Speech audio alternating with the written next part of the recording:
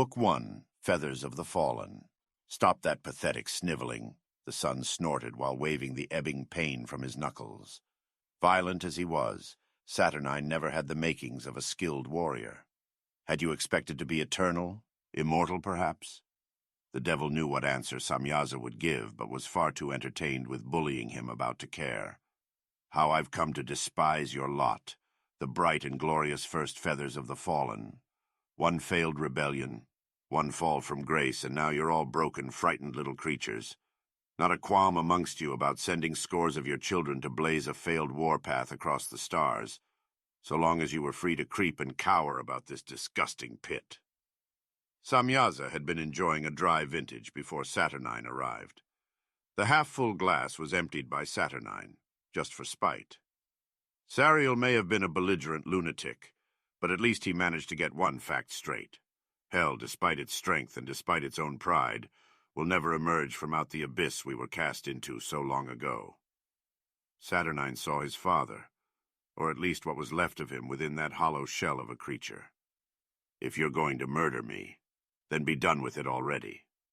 Samyaza mustered what little courage he could manage.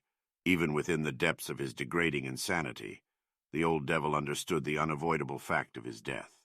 Begging and throwing himself upon the non-existent mercy of his son would be as impossible as snows in the inferno.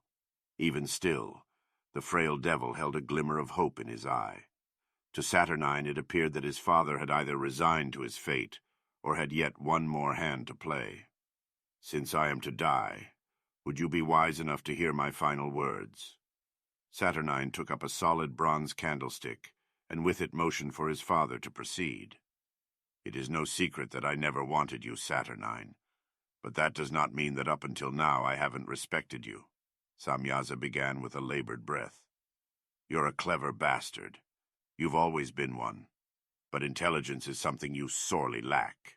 The devil felt himself snarl at the insult.